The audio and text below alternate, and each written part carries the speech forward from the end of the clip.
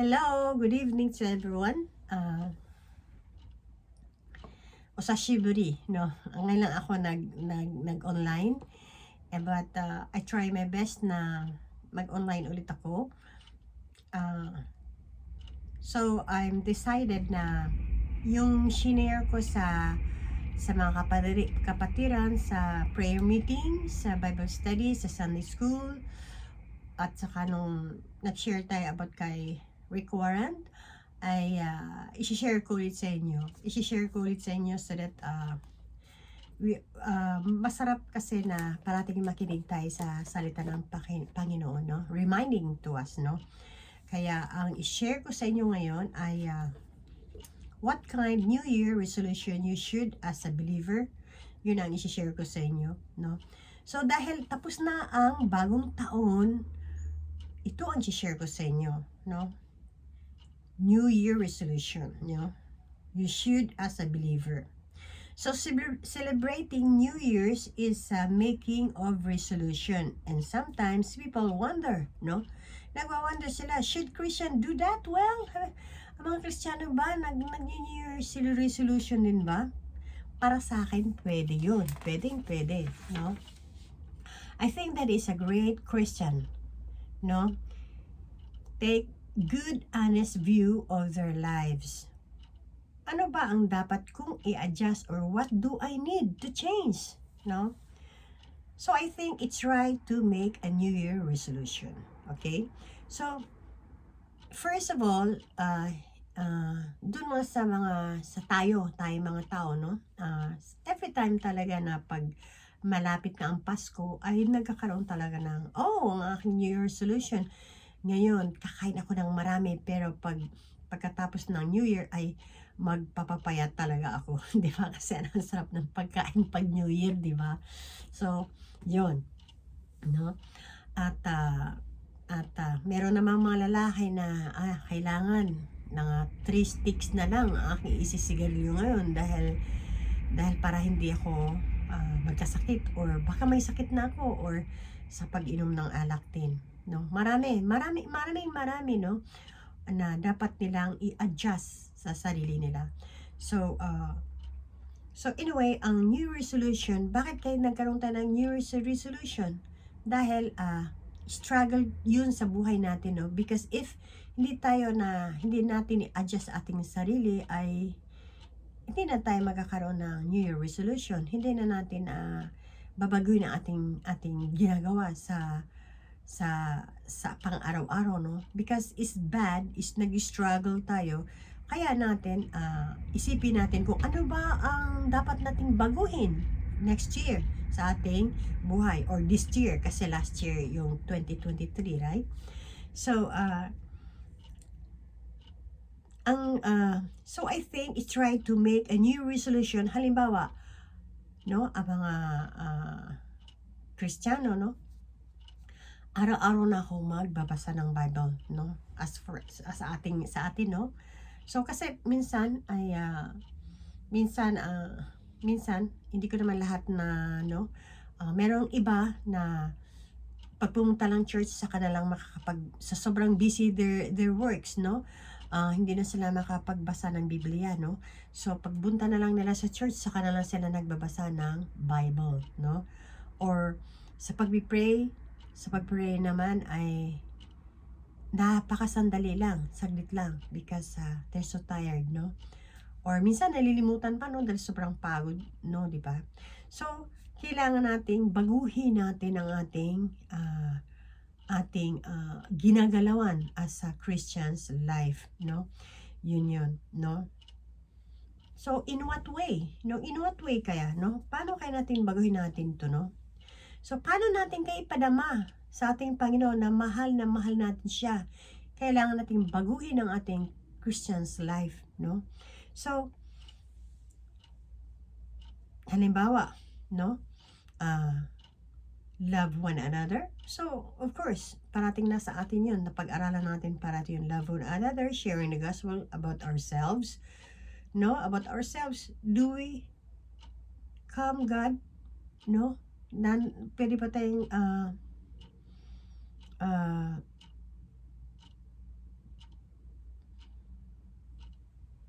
pwede ba nating isipin nyo na magmahalan tayo sa bawat isa, and then after that ay pag may nagawang kasalanan ng isa ay nagtatampo or nagagalit agad, di ba? So kailangan natin na ikuan talaga natin na kailangan nating baguhin ang ating sarili, because ang sabi ng Panginoon, love one another, no? Yun ang sabi niya, no? Love one another, no? And love yourself too. Kung gaano mahal mo ang sarili mo, mahal mo rin ang kapwa mo. Dahil ang Panginoon, He loved us first. Hindi natin siya unang minahal, kundi tayo ang unang minahal niya. Kaya dapat natin siyang mahalin. Basahin natin dito sa Deuteronomio 6:5-6, no? Mahalin ninyo ang Panginoon na inyong Diyos ng buong puso, ng buong kaluluwa at ang buong inyong lakas. Huwag niyong kalimutan ang mga utos na ito na ibinigay ko sa inyo ngayon. So, we should examine ourselves, no? Mahal ba talaga natin ang ating Panginoon? Or hanggang mahal natin siya, oh, mahal ko si Lord, pero hindi mo, no action, no? No, kailangan natin na meron tayong action. Ipakita natin sa Kanya na mahal natin siya. No? So, kailangan natin na ipakita natin sa ating Panginoon na mahal natin, dahil ang Panginoon ay He loved us first. At hindi yung ikaw ay leader ka, ikaw pastor ka, ikaw teacher ka, ikaw lang mahal ko. Kayo, dyan lang kayo, ha? Dyan lang kayo, nakikinig lang kayo. Wala kayong ginagawa, hindi ko kayo mahal. Hindi yun. Pantay-pantay ang pagmamahal ng Panginoon sa atin, no? Kaya sabi dito sa 2 Peter, no? Sa 2 Peter, baka mas may malaking kwan dito. Yung aking sinulat kasi ito yung verses kasi. Sana nakita ko. Nasaan? Ito yata. Sabi dito sa John 3:16. Sapagkat ganito ang pag-ibig ng Diyos sa mga tao sa sanlibutan. Ibinigay niya ang kanyang bugtong na anak upang ang sinumang sumasampalatay sa kanya ay hindi mapahamak, kundi magkaroon ng buhay na walang hanggan. So napakaganda talaga, 'di ba mga kapatid? Ang sumasampalataya lang, hindi yung ang pumupunta lang ng church, hindi yung ang tumutulong lang sa kapwa, hindi yon. Ang nandun lang sa music ministry, ang kumanta at maganda ang boses, ang yung nagtuturo lang, hindi yon. Ang sabi ng Panginoon, ang sumasampalataya, pantay-pantay tayo, no? Kung talagang if we love God, even though maramdaman natin na mahal natin siya, ang new resolution ko, ganito ang gagawin ko kay Lord. Mararamdaman mo talaga, no? Na nagkamali ka, i-accept mo, no? Mag-repent and then panibago, trying your best, trying our best, no? Na para maging kalugod-lugod tayo sa ating Panginoon, right? Hindi yung mahalang natin siya sa nguso, pero wala tayo sa puso naman, no? Kailangan natin na ipadama sa Panginoon na mahal talaga natin siya, no? Mahal na mahal natin siya. Dito sa Deuteronomio, mahalin niyo ang Panginoon na inyong Diyos ng buong puso. Na ito, katunayan na sa Biblia ito mga kapatid, no? Ng buong kaluluwa, no? So, at ang buo niyong lakas. Huwag niyong kalimutan ang mga utos kong ito na binigay ko sa inyo, sapagkat ganito, no? Kasi pag ito yung sinasabi ng Panginoon, kaya kung last year ay meron tayong pagkukulang sa ating Panginoon, kailangan nating baguhin, kailangan nating mag-repent. Yun ay yung New Year resolution natin. Because dahil nagkaka-struggle tayo, di ba? Kung nag-struggle tayo ng spiritual, ating spiritual life, to kailangan nating magsumikap talaga, no? Through sa Holy Spirit, no? Kailangan humingi tayo ng tulong sa Holy Spirit, no? Na tulungan tayo, Panginoon, tulungan tayo, no? Tulungan tayo sa ginagawa natin sa mundong ito, no? Kay Lord, no? Kay Jesus Christ, no? Dahil ito ang sabi niya rito, no? Sabi ni ang sabi niya rito, no, na kasi kung mahalin mo siya, no, kung alam mo, kung makikita ng Panginoon talagang nagsumikap ka na maging maayos ang iyong pananampalataya sa Panginoon. Ang sabi to sa Jeremiah 29:11, alam ko kung paano ko tutuparin ang mga plano ko para sa kabutihan niyo at hindi kasamaan niyo, at plano para bigyan kayo ng pag-asa na magkaroon kayo ng mabuting kinabukasan. Wow, great! Ang ganda, no? Hindi lang ito sabi-sabi, no? Kundi katunayan, mga kapatid, nandito ito sa Biblia, no? Nasa Biblia ito, no? Kaya tayo lang nakakalam kung paano natin ipadama ito sa ating Panginoon, no? Kailangan natin na mag-repent because kailangan natin maging hungry sa salita ng Panginoon. We should follow His cross because God nag-sacrifice siya para matubos sa ating kasalanan, para magkaroon tayo ng chance na mapunta tayo sa buhay na walang hanggan, no? Kaya if you love God, kailangan natin talaga itong gawin.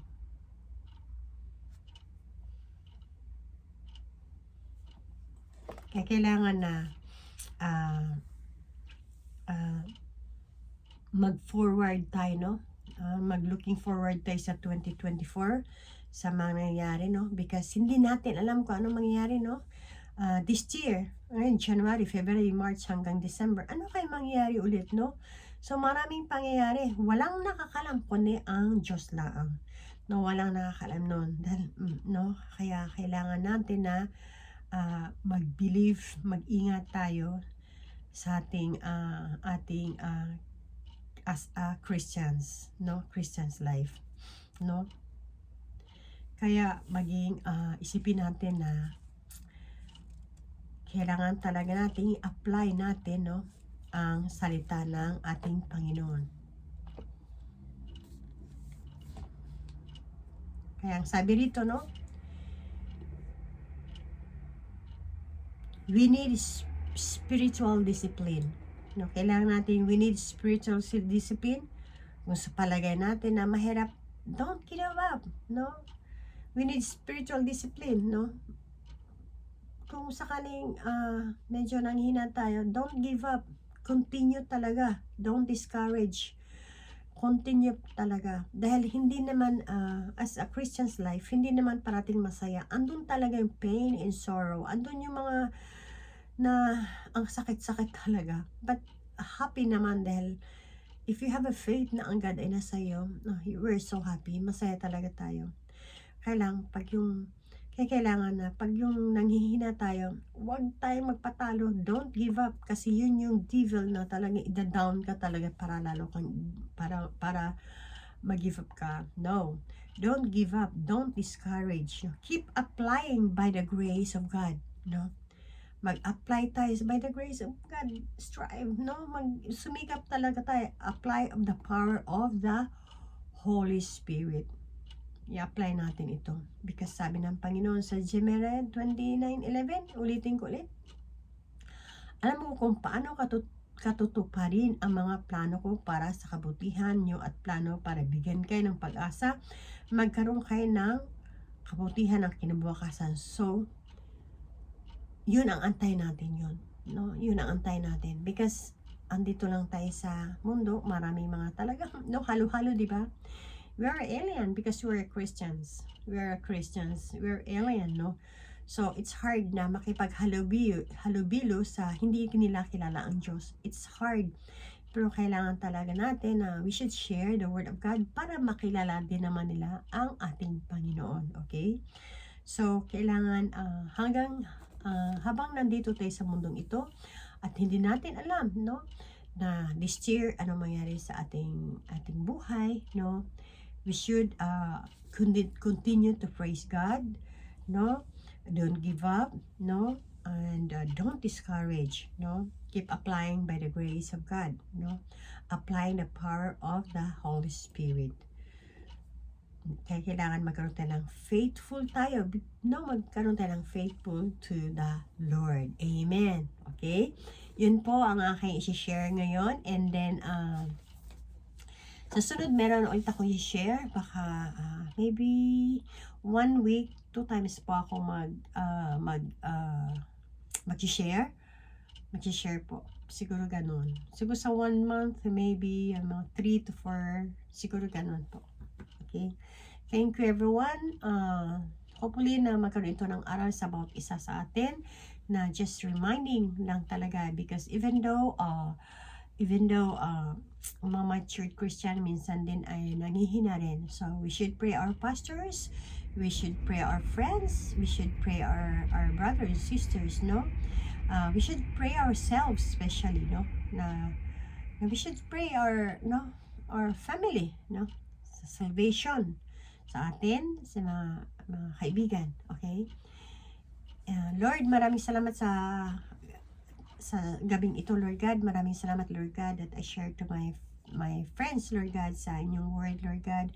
We pray, Panginoon Ama, I pray, Lord God, na nagkaroon ito ng aral sa bawat isa, Panginoon, na we should be careful this year, na kailangan talaga namin, na dagdagan po namin ang pagmamahal sa inyo, Lord God, na being like you, Jesus, Lord God. Always guide us, Panginoon Ama, kung ano man mangyari sa amin, Lord God. Help us, God, Father, cover us in your blood, Lord God, and take care of us always, Jesus. In Jesus' name we pray. We love you, Jesus. In Jesus' name we pray. Amen. Bye.